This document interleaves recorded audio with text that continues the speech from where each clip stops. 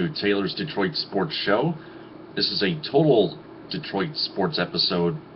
Now I do total Detroit sports episodes from now on Blog Talk Radio. You can add me on Facebook, Taylor Phillips. You can like my Facebook page, Taylor Phillips's Detroit Sports page. Join my Facebook group, Taylor Phillips's Detroit Sports Group, and follow me on Twitter at DT2Phillips. Also search me on Tumblr, Pinterest, LinkedIn, Google+, and Blogger.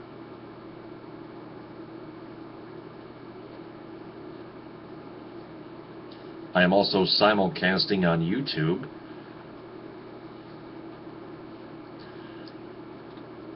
Tonight we're going to recap the Lions' 17-3 victory over the Minnesota Vikings at TCF Bank Stadium. We're going to get into some college football as well, including the Michigan State Spartans and Michigan Wolverines both winning. All college football teams in the state of Michigan won, which also includes my Central Michigan Chippewas, the Eastern Michigan Eagles, and the Western Michigan Broncos. Plus, we'll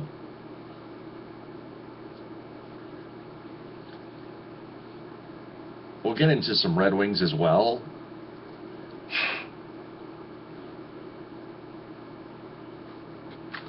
They've had a more serious issue with the referee missing a very crucial penalty call, which led to a goal by Getzlaff, Ryan Getzlaff, that is.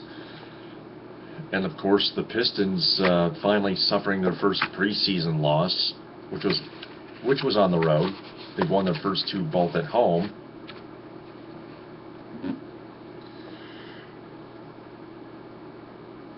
I'm also going to get it, and finally I cap it off with Tigers information.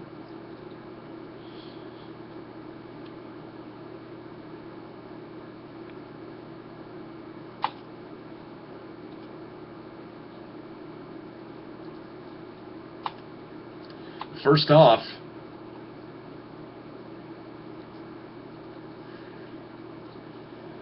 the Lions at Vikings.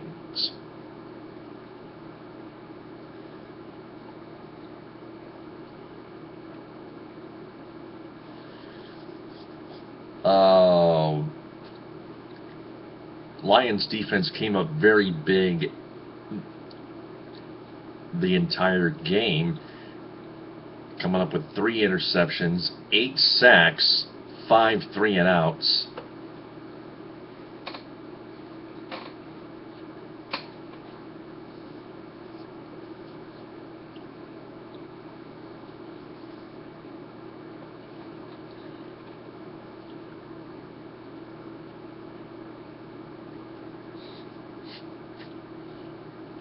They also caused a fumble,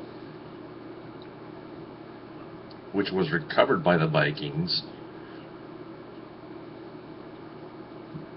In other words, not quite a turnover, but the Lions' top-ranked defense in the entire league did the entire job.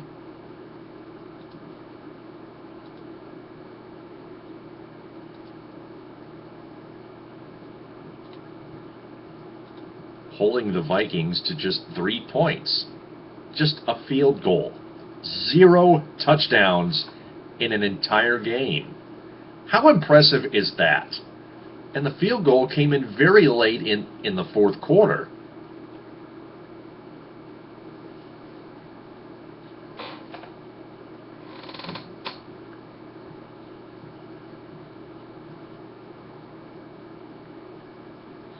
For example, Ziggy Ansah, defensive end,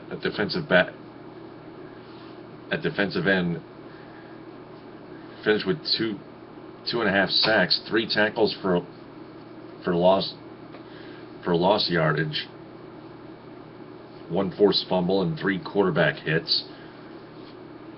Tahir Whitehead came up with the second and third interceptions.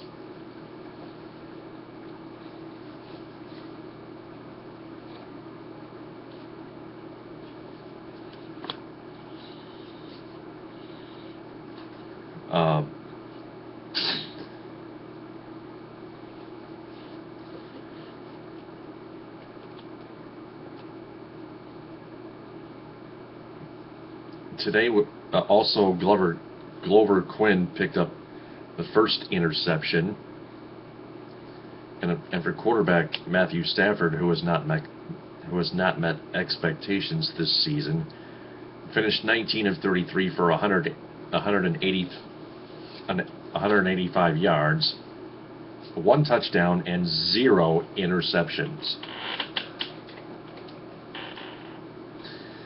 Finished with a passer rating of 83.5 and was sacked 4 times.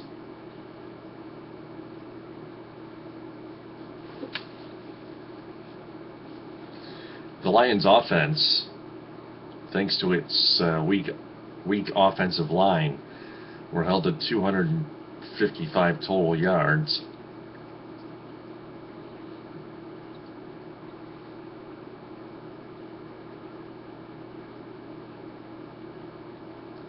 Well below their season average of 345.2 yards, which ranked 18th in the NFL.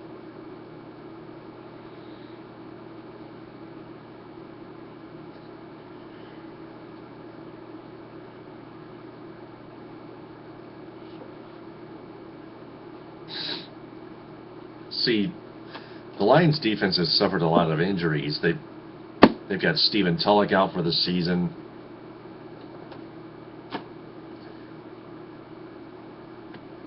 James Ahedebo suffered an injury the other week at home against the Buffalo Bills, but came back in Minnesota.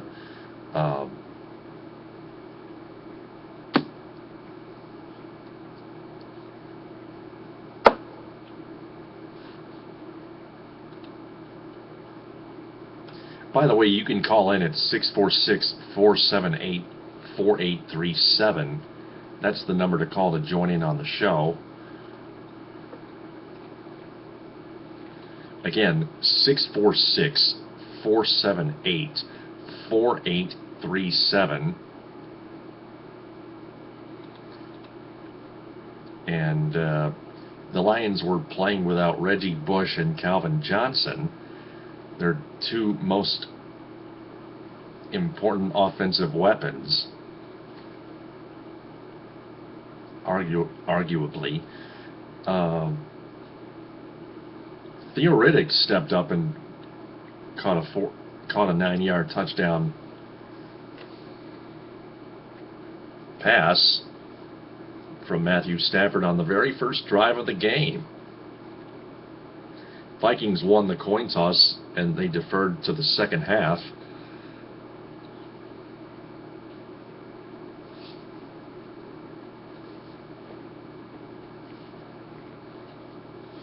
And the Lions offense made the Vikings pay. The Lions overall, on both sides of the ball, both sides of the field, committed only 5 penalties. Just 5.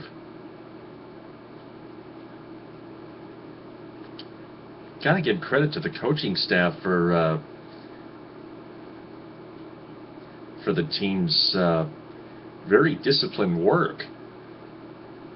Jim Caldwell, Terrell Austin, and of course Joe Lombardi, their offensive coordinator. Terrell Austin is their defensive coordinator, and of course Jim Caldwell is their head coach.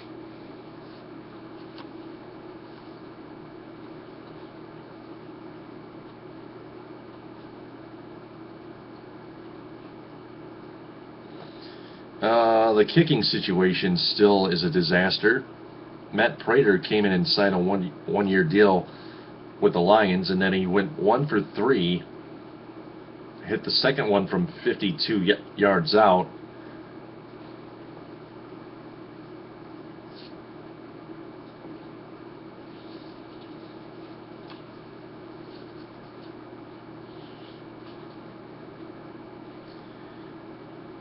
But he missed a 44-yard field goal attempt,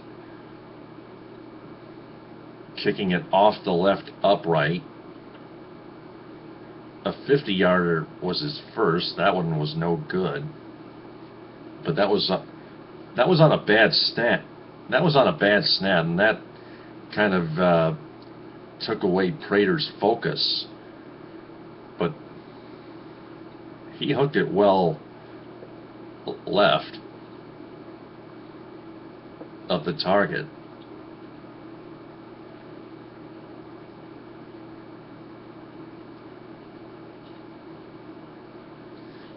So,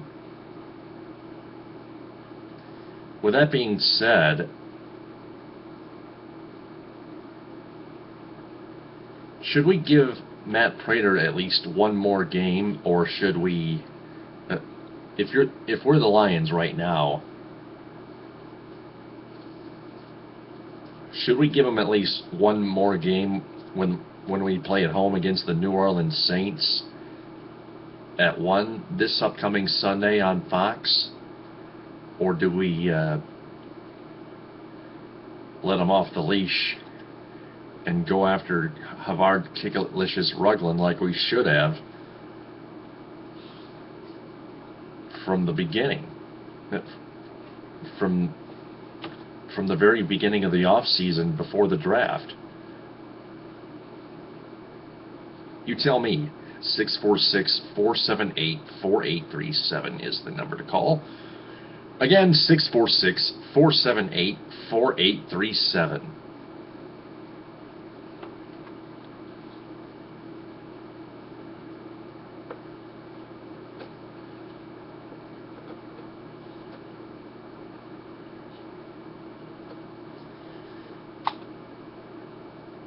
By the way, the New Orleans Saints will have to play without wide receiver Jimmy Graham. Unless he plays tight end. Anyway, Jimmy Graham is out.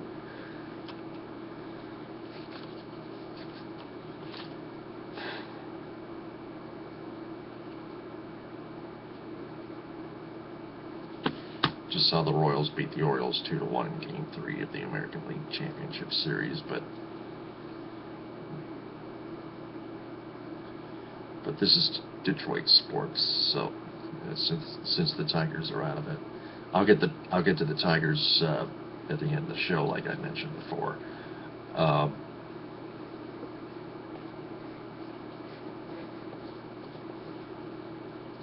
Royals lead 3-0 in that series now. Now some college football.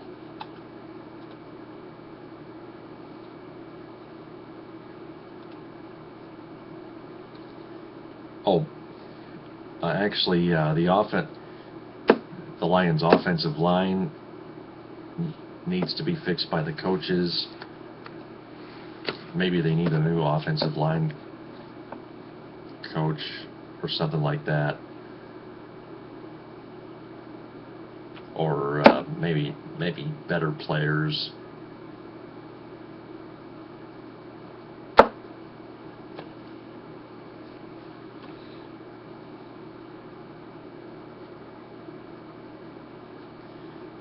But on the defensive front, George Johnson and Ansah and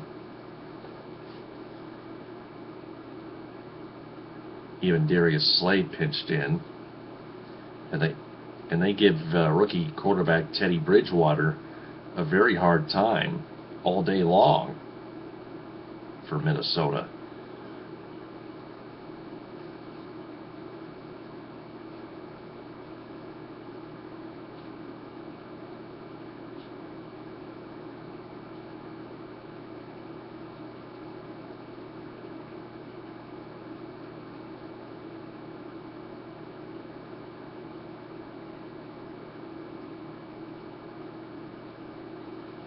Okay, now to college football.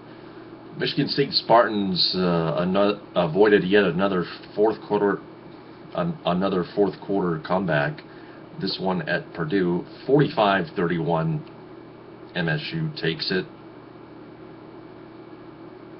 over the Boilermakers. The Spartans improved to 5-1. Lions improved to 4-2. Spartans are now 2-0 in Big Ten play. Purdue is 3-4 overall and 1-2 in Big Ten play.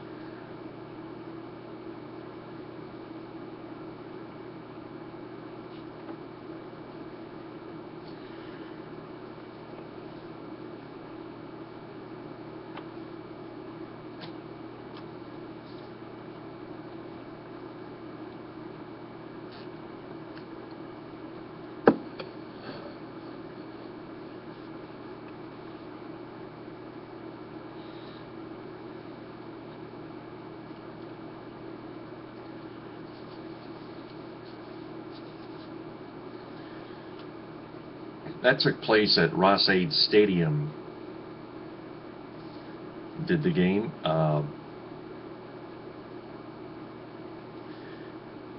Darian Harris returned an interception 15 yards for a touchdown with 1:22 remaining after Michigan State watched its 38-17 lead all but shrink and decimate in the fourth quarter.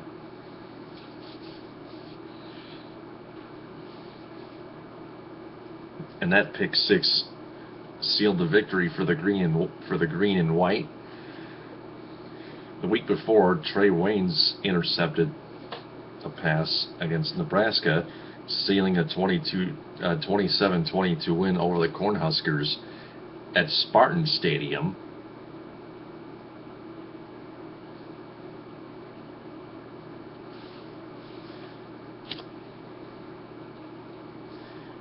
Connor Cook threw an interception to Frankie Williams, who ran it 24 yards back to the Purdue 40.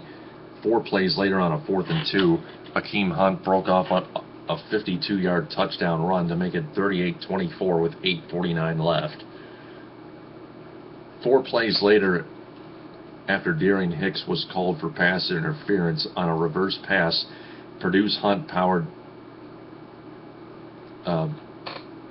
Akeem Hunt powered in from 3 yards out to make it 38-31 with 6:19 remaining.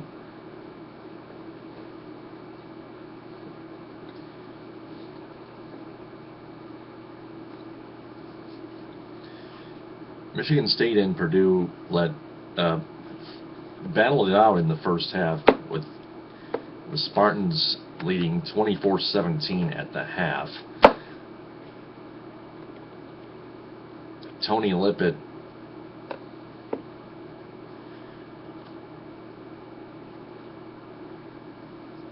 wide receiver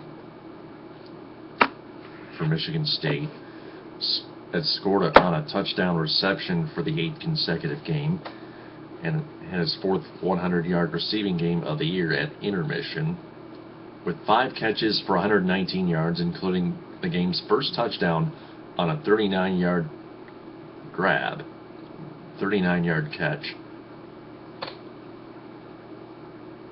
Aaron Burbridge made a leaping acrobatic catch in the back of the end zone for a 13-yard touchdown.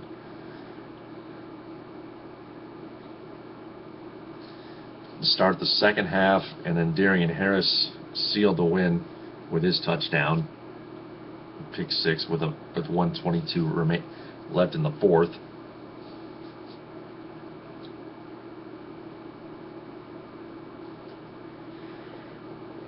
Spartans defense entered the game 3rd ranked in the nation overall, and enforcing three and outs at a 48% clip. Purdue didn't go 3 and out until its first possession of the second half.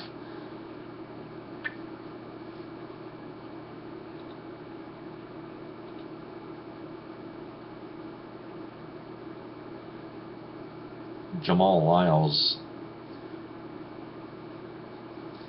made 2 catches for 36 yards, and that's it. Spartans traveled to Indiana, Bloomington, to take on the Hoosiers at 3:30 on ESPN. Spartans are ranked 8th in the nation overall, the entire team. For Michigan, they beat Penn State 18-13. They improved to 3-4 overall and 1-2 in Big Ten Conference action. Devin Funchess snagged what would have been an interception and turned it into a long touchdown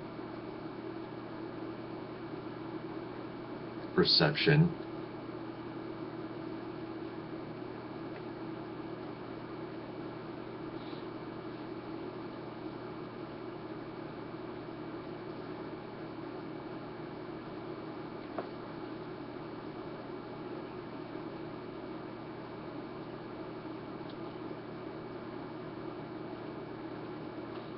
Let's see here if I can find that.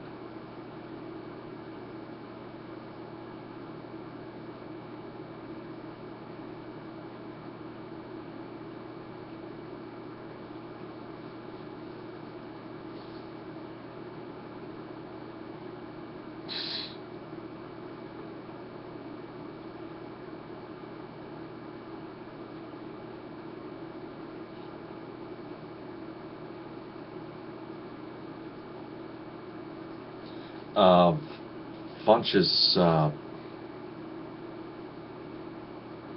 can get it on the Score mobile app. A 43-yard touchdown pass.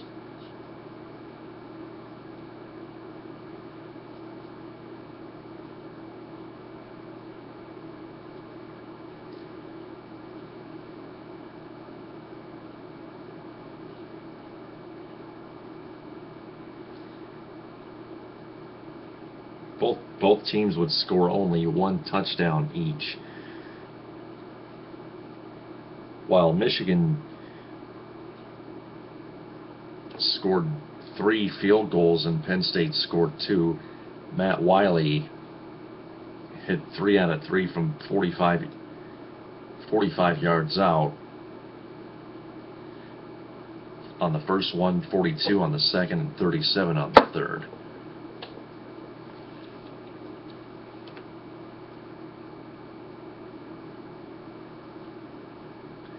There it is on the article.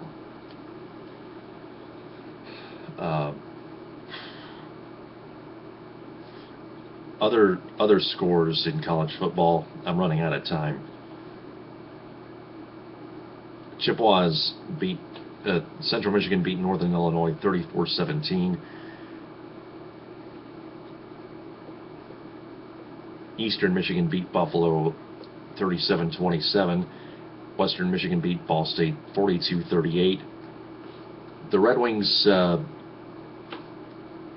lost a controversial ending game 3-2 at Joe Louis Arena to the Anaheim Ducks, mostly in large part to the NHL referees missing a very crucial penalty call, a hooking penalty on Ryan Getzlaf. What would have been, but Getzlaf hooked down Nicholas Kronwall and got away with it, took the puck away, and then walked in on Jimmy Howard and beat him glove side top shelf with 26.3 seconds to go, giving the Quackers a 3-2 lead for good. And Mike Babcock was still on the bench yelling at the referees, furious as to what the heck they missed.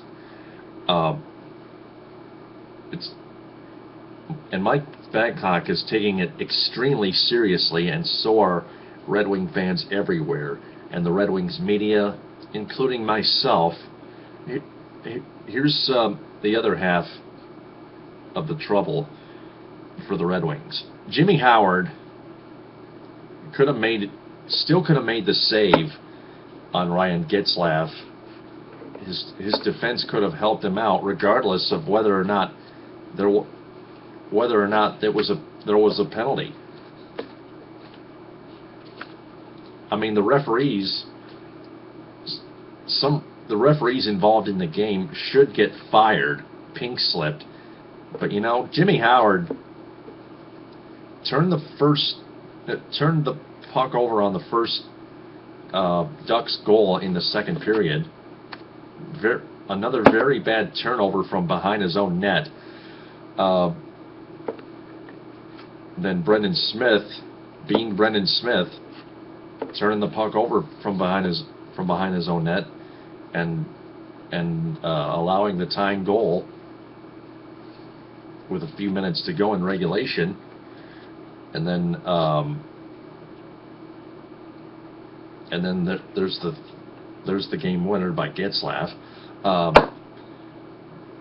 Gustav Nyquist scored his first of the season.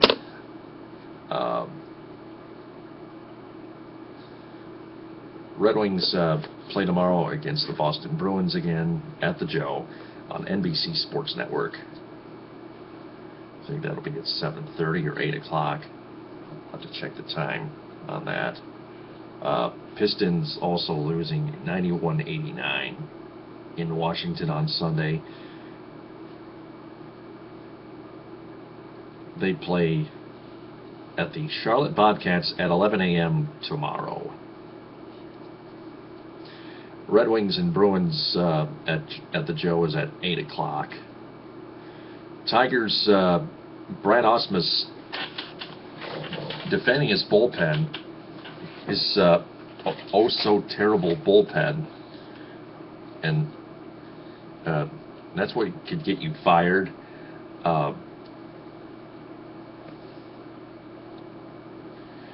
But Dave Dombrowski held a press conference, and his number one priorities this offseason are the bullpen, a new center fielder, and a left-handed hitter. He also explained Max Scherzer, not being confident about re-signing Max Scherzer. Victor Martinez hopefully will return. Jose Iglesias coming back. All that other stuff. Whether or not to pick up Joakim Soria's $7 million club option or Alex Avila's $4.4 million club option, I would go with Soria's $7 million club option. And the number 5 spot, Lobstein would win by a landslide. They got Verlander, Sanchez, Porcello, and Price if Scherzer were to sign elsewhere. Also, Miguel Cabrera's right ankle had a bone spur. More surgery for him. Cabrera's getting beat up.